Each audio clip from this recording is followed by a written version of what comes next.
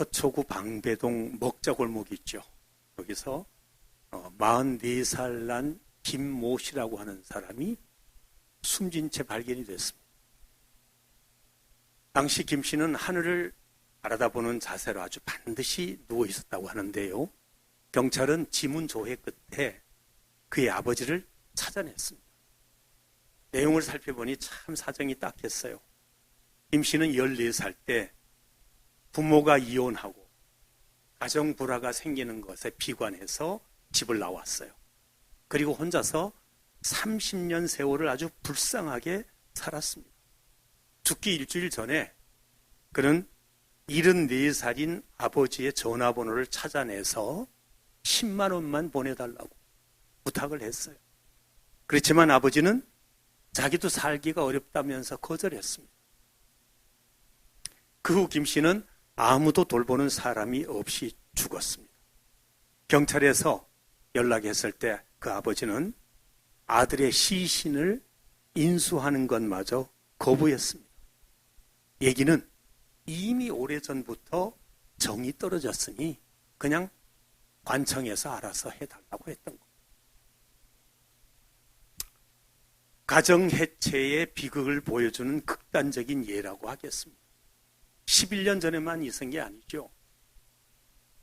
지난 4월에 52살 난 아들이 78살 난 모친을 살해했습니다. 또 얼마 전에는 아들이 아버지를 때려 죽여가지고 아파트 물 저장고에다가 3개월 동안을 담가뒀다는 거죠. 폐륜 범죄가 전체 범죄의 7.7%가 됐다는 통계가 있습니다. 참 끔찍하지 않습니까? 이런 일들이 우리 주변에서 그냥 버젓이 아무렇지도 않게 자행되고 있습니다. 그러나 세상에는 이런 가슴 아픈 일만 있는 건 아니죠. 소말리아에서 종군 기자로 일했던 잭 켈리라고 하는 사람은 거기서 굶어 죽어 들어가는 시신들 틈에서 한 작은 소년을 발견했습니다. 그 아이는 온몸에 벌레가 물린 자국이 있었고 영양실조로 배가 볼록해졌어요. 마침 일행 중 한 사람이 과일 하나를 그 소년에게 주었습니다. 그렇지만 소년은 기운이 없어서 그 과일마저 받아들 수가 없었습니다. 그걸 보고 기자가 그 과일을 반으로 잘라서 주었더니 이 소년이 그것을 받아들고는 먹지를 않고 마을로 들어가 가지고 마치 거의 다 죽어가는 듯한 한 작은 아이 앞에 가서 앉았습니다. 그 아이의 눈은 거의 감겨 있었는데요. 알고 보니까 그 소년의 동생이었습니다. 소년은 과일을 한 입 베어서 씹더니 동생의 입을 벌리고 거기다 넣어주었어요. 그리고는 동생의 턱을 잡고 씹을 수 있도록 도와주었습니다. 기자 일행은 그 소년이 동생을 위해서 벌써 보름 동안이나 그렇게 한 걸 알았습니다. 며칠 뒤에 이 소년은 결국 영양실조로 죽었습니다만, 그러나 소년의 동생은 형의 죽어가는 그 마지막 기력으로 돌봄 때문에 살아남았습니다. 가뭄과 기근으로 가정이 무너지는 상황에서도 사랑이 솟구치고 이어지는 곳에서는 슬픔을 이기는 기쁨이, 절망을 이기는 소망이, 죽음을 이기는 생명사건이 일어납니다. 이 세상에서 관계가 끊어지고 공동체가 분열되고 해체되는 것처럼 가슴 아픈 일은 없지요. 우리는 이런 분열과 해체로 인해서 많은 고통을 이미 받아왔습니다. 그런 의미에서 오늘의 본문은 너무나도 귀한 하나님의 명확한 뜻을 우리에게 보여주고 있습니다. 보라, 형제가 연합하여 동거함이 어찌 그리 선하고 아름다운고. 아멘. 히브리어 원문을 보면 이 의미를 더 정확하게 알 수가 있어요. 보라, 힘내, 보라, 마토브 우마나임. 이 그대로 직역하면 무슨 뜻이냐면 이런 거죠.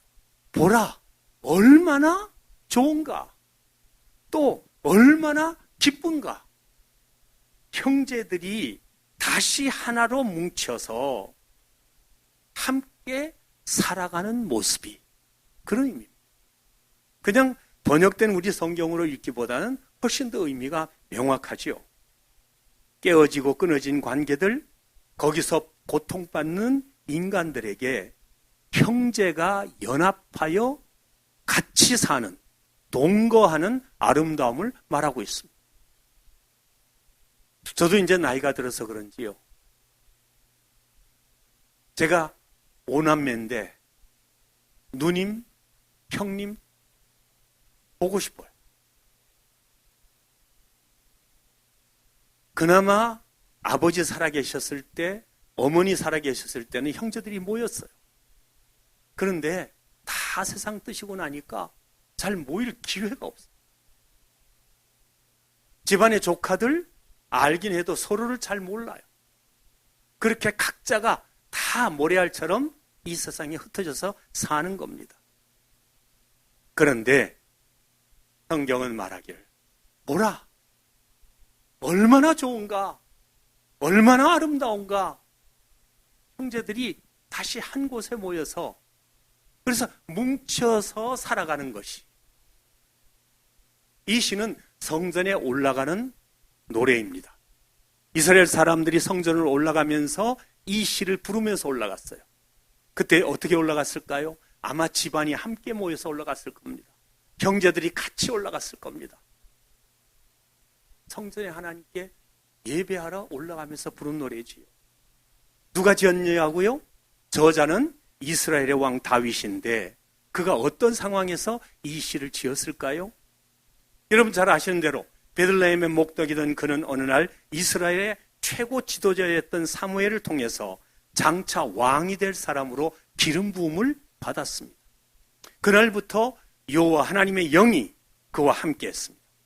그렇지만 하나님의 영이 함께 함에도 불구하고 그가 왕이 되기까지는 절대 순탄하지 않았습니다.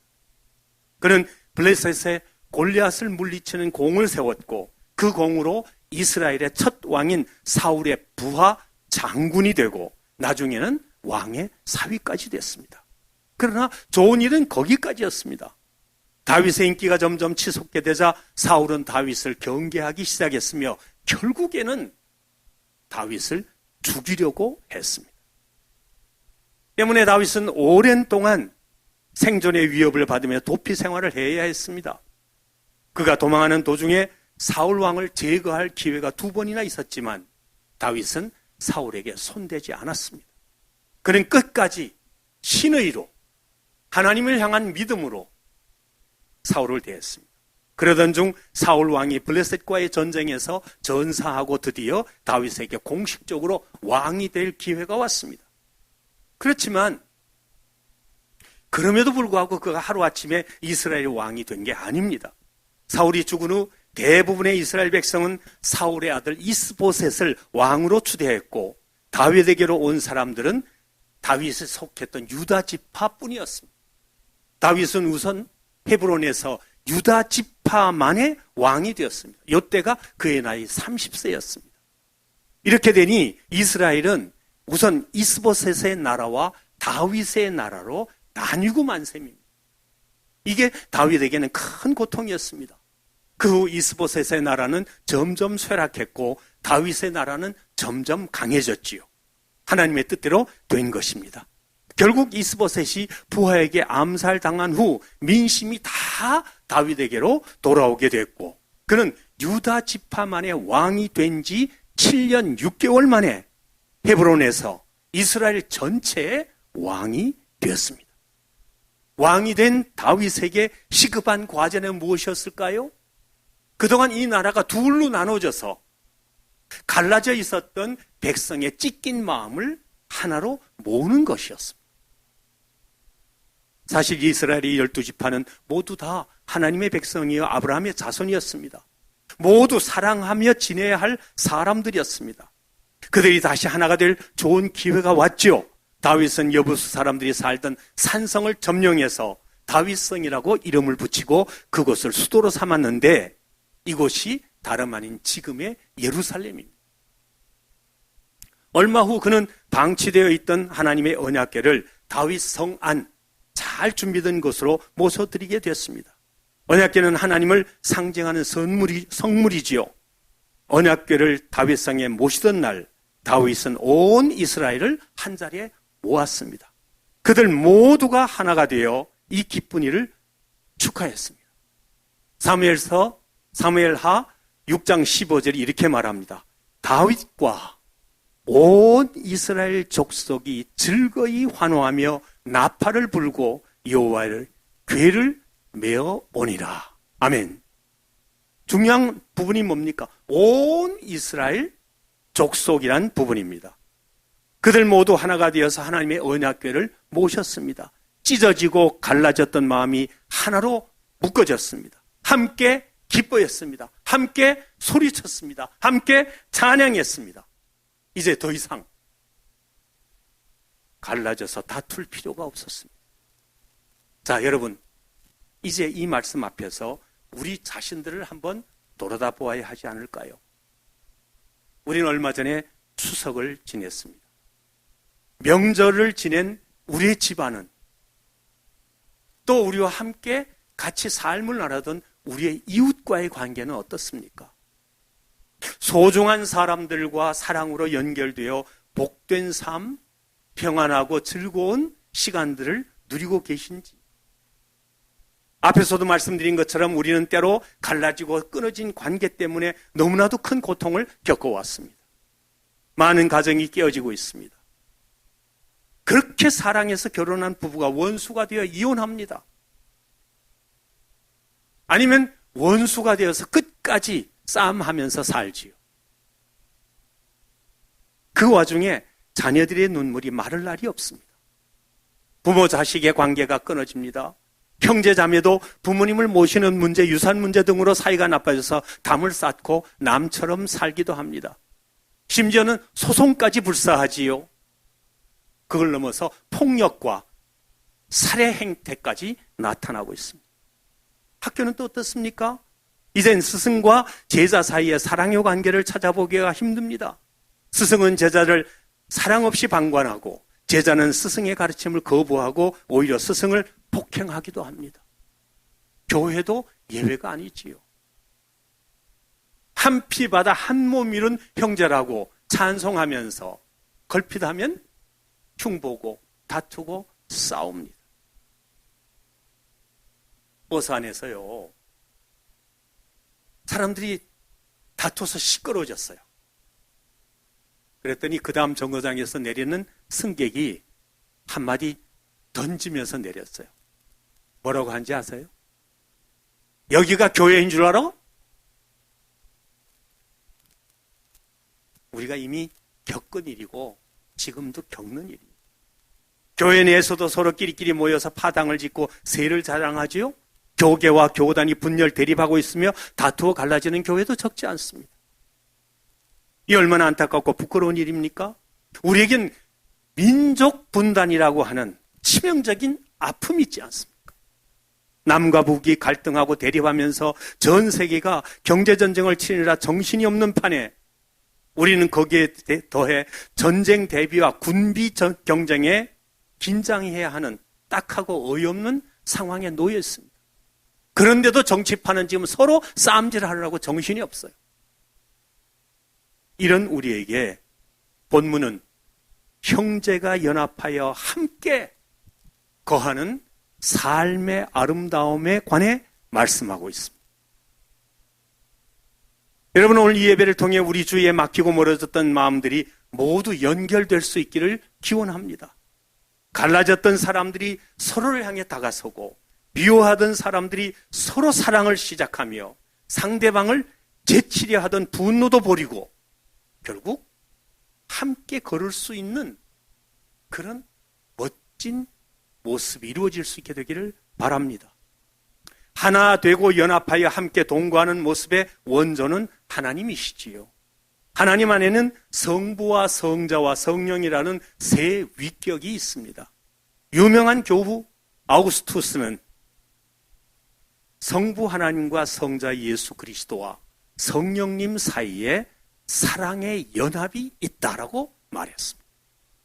우리 개혁교회에 토대를 놓은 종교개혁자 깔뱅도 삼위일체 안에 사랑의 연합이 있다고 가르쳤습니다. 여러분, 예수님께서 세례를 받으시고 물에서 올라오실 때 무슨 일이 있었는지 아시죠? 하늘로부터 소리가 있어 말씀하시되 이는 내 사랑하는 아들이요 내 기뻐하는 자라 하시니라. 성부 하나님께서 성자 예수님을 얼마나 사랑하시는지를 선언적으로 보여준 장면이지요. 그리고 하늘 열리고 성령이 비둘기처럼, 또 성자 예수님께서는 성부 하나님께 전적으로 순종하셔서 겟세마네 동산에서 뭐라고 기도하셨죠? 아버지, 내 뜻대로 마옵시고 아버지의 뜻대로 하옵소서. 그 기도대로 저 끔찍한 십자가를 지셨습니다. 또 성령님께서는 성부 아버지의 영이면서도 동시에 성자 예수님의 영이셔서 성부와 성자와 성령 안에 사랑의 연합이 있음을 성경이 명백하게 말하고 있습니다. 자, 우리가 함께 하나로 연결되어 살아갈 때 주어지는 게 뭘까요? 그것은 오늘의 제목처럼 막힘이 없는 축복입니다. 더 정확하게 얘기하면 막힘이 없는 강복입니다. 오늘 본문 2절을 보십시오. 머리에 있는 보배로운 기름이 수염 곧 아론의 수염에 흘러서 그의 옷깃까지 내림 같고 라고 했습니다. 한번 여러분 상상해 보십시다. 성경에서 기름은 왕이나 제사장 그리고 선지자를 세울 때 사용되었습니다. 아론은 모세의 형으로서 이스라엘 최초의 제사장이었지요. 그가 제사장이 될 때 그의 머리에 기름이 부어졌습니다. 기름. 그런데 이 기름이라고 하는 건 카쉐멘 하토브라고 하는 이 말은 아주 희귀한 기름, 프레셔스 오일을 말합니다. 아주 특이한 기름. 그 기름이 머리에 부어졌습니다. 그런데 이 기름이 조금 부어졌다고 할 것 같으면 그냥 머리에 남아 있었겠지요. 많이 부어지니까 이게 흘러서 내리기 시작했어요.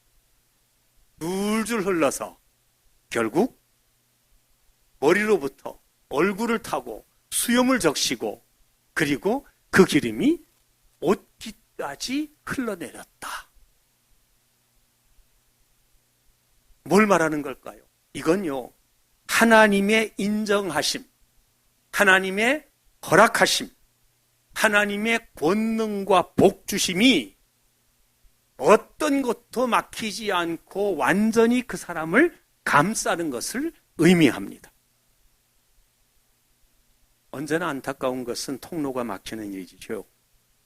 MB 정권에서 가장 큰 문제로 지적된 것이 소통이요. 박근혜 정권에서도 국민이 우려하는 게 소통이었고 지금 정부에서도 마찬가지 아닙니까? 그런데 이게 정권 차원의 문제입니까? 아니에요. 우리 삶 전체의 문제예요. 큰일에서부터 작은일 모두에게까지. 겨울에 극심한 추위로 수도 계량기가 동파하고 보일러 작동이 멈추며 난방이 안 되는 이유가 뭡니까? 얼어서 막히는 거죠.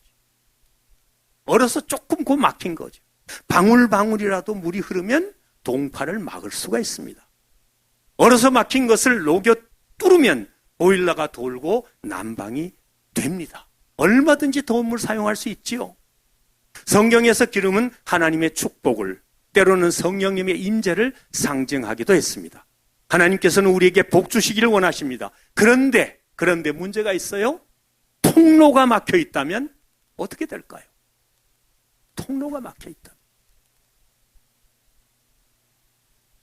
우리도 서로 관계와 소통이 막혀 있다면 사랑과 선함, 섬김과 베품, 기쁨의 배가와 고난의 나누어 짊어짐이 전혀 불가할 것입니다. 내가 뭔가를 해주고 싶은데 막혔어요.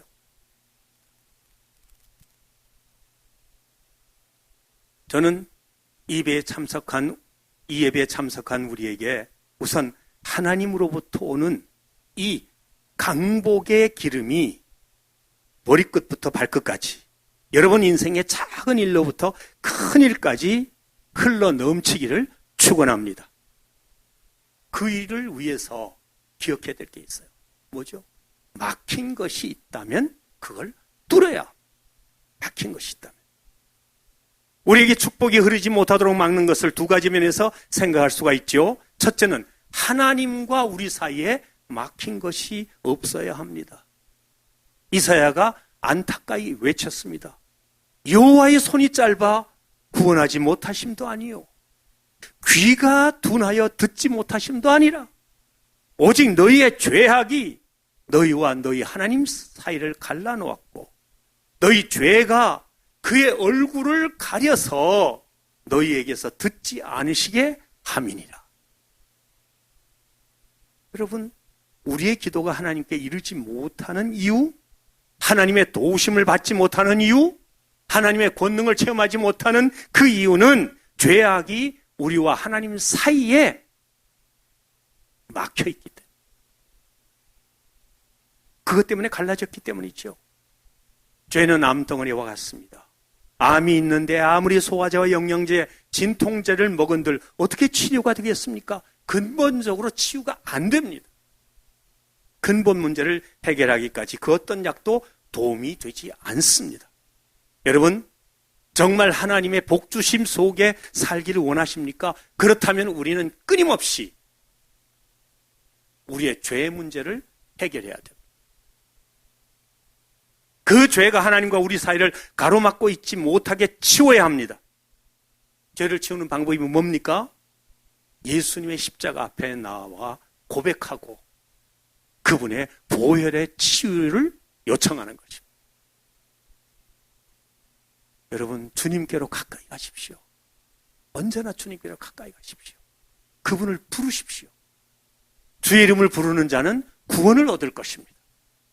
그리고 하나님의 능력을 체험하게 될 것입니다. 그냥 그러려니 하고 방치하지 마십시오. 나만 그래? 다른 사람 다 그런데? 그런 생각 갖지 마십시오. 누구든지 언제나 예수님의 십자가 보혈로 씻김을 받아야 합니다. 늘 저지른 죄를 회개하십시다. 고백하고 쏟아내십시오. 순간마다 깨끗한 사람으로 하나님 앞에 서시길 바랍니다. 그래서 우리의 기도가 하나님 앞에 이르고 응답을 받고 복주심을 받게 되길 축원합니다. 이렇게 될 때 하나님과 우리 사이의 연합이 계속 이루어져 나갈 것입니다. 이거 꼭 기억하세요. 우리에게 화살 기도가 언제나 필요한 이유가 바로 그것입니다. 또 하나, 우리와 주위 사람들과의 관계에서도 막힌 것이 없어야 합니다. 하나님께서는 우리가 다른 사람들과 어떤 관계를 맺고 있는가에 관심하십니다. 아무리 우리가 하나님께 잘해도 주변 사람들과 막힌 관계에서 살면 하나님께서는 우리를 기뻐하지 않으십니다. 마태복음 5장 23절 이하가 이런 하나님의 마음을 잘 보여줍니다. 뭐라고 했나요? 그러므로 예물을 제단에 드리려다가 거기서 내 형제에게 원망 들을 만한 일이 있는 것이 생각나거든. 예물을 제단 앞에 두고 먼저 가서 형제와 화목하고 그 후에 와서 예물을 드리라. 아멘. 우리 한국의 그리스도인들이요, 신자들이 좀 아주 특징적인 게 있어요. 하나님께만 내가 잘하면 복을 받을 것이라는 확신이 너무 강해요. 그래서 하나님한테만 잘하면 사람한테는 잘못해도 괜찮다는 착각을 가지고 있어요. 이 십자가가 하나님과 인간과의 관계를 수직적으로, 그리고 이 수평적으로는 인간과 인간관계를 잇는 바로 그 크로스, 만나는 그 자리에서 예수 그리스도께서 죽으셨다고 하는 사실을 잊어서는 안 됩니다. 다른 사람들에게도 잘해야 합니다. 내가 어떤 사람의 도움을 받아서 어려운 문제를 해결했다? 하나님께서 하신 일이죠. 그러나 그 하나님의 일을 맡아서 해준 그 사람에게도 고마움을 반드시 표현하고 그 사람과 좋은 관계를 가져야 돼요. 내가 다른 이들에게 어떻게 하고 있는지를 객관적으로 살펴보십시오. 내 관점이 아니라 그 사람의 관점으로 다시 살피십시오. 불편한 관계로 계속 지나면 기도가 막힙니다. 그러면 하나님께서 주시는 복을 받을 수가 없습니다. 하나님께서 복을 안 주시는 게 아니에요. 통로가 막혀 있는 거죠. 그러므로 오늘 우리 모두에게 사랑과 겸손의 은사가 임하기를 원합니다. 톨스토이가 아주 유명한 말을 했어요. 어떤 사람이 가장 당신에게 중요한 사람입니까? 그는 이야기를 통해서 말했습니다. 지금 당신이 만나고 있는 사람이 당신의 인생에서 가장 중요한 사람입니다. 저도 짧은 인생 살았어요. 목사로서 40년을 넘게 사역했어요. 수많은 사람들을 만났어요. 그 모두에게 내가 잘할 수가 없어요. 내가 잘할 수 있는 것? 나 지금 나랑 같이 만나고 있는 바로 그 사람. 여러분 먼저 용서하십시오. 우리 예수 믿는 사람들이요. 하나님을 사랑한다 하면서 믿음으로 순종한다 그러고 열심히 한다 그러면서도 용서할 줄을 몰라요. 용서할 줄. 주님께서 용서하신 그 사람을 왜 당신은 용서하지 않는가? 불편한 사람이 떠오르면 가서 먼저 화해의 손을 내미십시오. 그리고 밥이라도 같이 먹거나 정 아니면 차라도 한 잔 나누면서 그동안 미안했네 라고 말하십시오. 그러면 그리하는 사람에게 웃으면서 그 손을 다시 잡아주십시오. 이렇게 살 때 우리 모두에게 하나님의 강복이 흐를 것입니다. 생각해 보세요.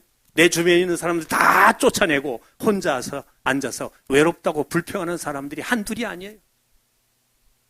정말 어리석은 일이지요. 어떤 거지가요, 아주 큰 부자인 라삐의 집 문 앞에 와가지고 그 대문 양쪽 기둥 있는데 한쪽 기둥에다가 등을 대고서 그걸 긁고 있었어요. 이 모습을 본 부자 라삐는 그가 불쌍했어요. 그래서 그를 데려다가 목욕을 시키고 옷을 갈아입히고 먹을 걸 주었어요. 이튿날 이 이야기가 그냥 소문이 났어요. 그래가지고 그 동네에 어떤 거지 부부가 그 소식을 듣고서는 어제 그 거지처럼 바로 그 부자 라삐의 집 앞에 와가지고 대문 기둥에다가 등을 비비기 시작했습니다. 이 모습을 본 라삐는 그 부부를 잡아다가 집안에 끌고 들어와가지고서는 아주 심하게 때리고 문간에서 쫓아내버렸어요. 거지 부부가 매 맞고 쫓겨나면서 불공평하다고 불평을 했어요. 아니, 어저께 그 거지한테는 잘해주고 왜 우리한테는 그럽니까? 라삐가 대답했습니다. 어제 그 거지는 혼자였다.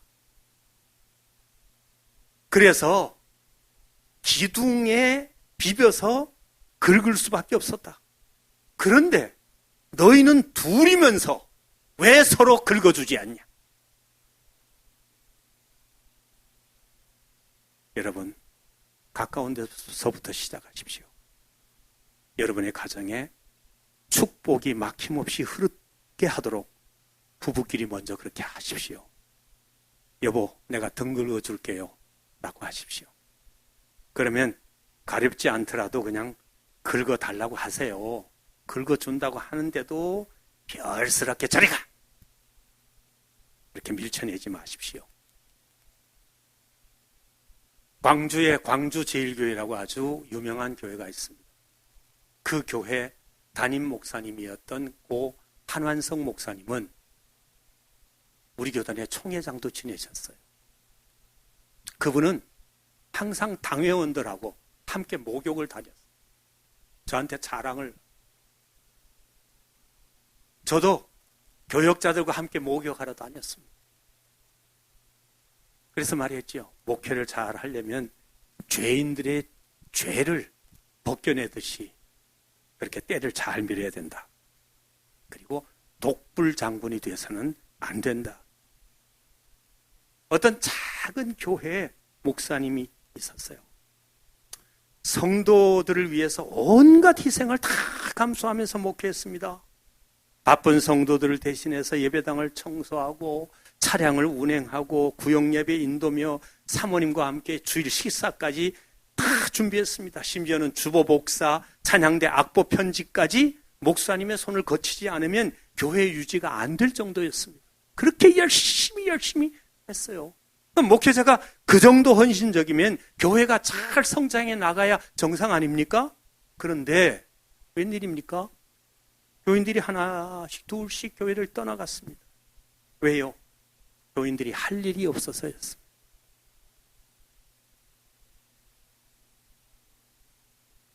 교회는 모두가 함께 참여하면서 같이 일구어 세워야 돼요. 서로 손을 잡고 서로에게 도움을 요청하면서 함께 주님의 몸을 세워나가야 합니다. 이렇게 할 때 하나님의 복주심이 3절처럼 임할 것입니다. 3절이 뭐라고 했나요? 벌몬의 이슬이 시온의 산들에 내림 같도다. 거기서 여호와께서 복을 명령하셨나니 곧 영생이로다. 여기서 말하는 영생이라고 하는 말은 하임 아드 하올람이라고 해서 영혼을 향하는 생명이라는 말이에요. 그러니까 영혼을 향한 삶이 된다. 그런 뜻이에요. 벌몬은 북쪽에 있는 해발 2,700여 미터의 산입니다. 그곳에서 시온의 산들까지는 차로 몇 시간을 달려야 될 거리예요. 그러나 형제가 믿음의 형제가 함께 동거하면 그 하나님의 복주심이 온통 그 먼 거리를 다 넓게 덮일 것을 말하는 것입니다. 사랑하는 여러분 한 분 한 분을 통해서 여러분의 가정에, 가문에 하나님의 복주심이 넘치기를 바랍니다. 여러분이 일하는 그곳에, 여러분이 발을 대는 그곳에 하나님의 놀라우신 복주심이 있어서 거기서부터 영원한 생명을 향하는, 영원한 삶을 향하는 발길이 시작될 수 있기를 바랍니다. 형제가 연합하여 동거하는 곳이 바로 천국이지요. 그렇게 사는 가정이 천국이고 그런 교회가 천국입니다. 우리가 이 땅에 살면서 천국을 사는 영원한 생명의 걸음을 내딛는 여러분의 삶이 되기를 주의 이름으로 축복합니다. 기도하십시다.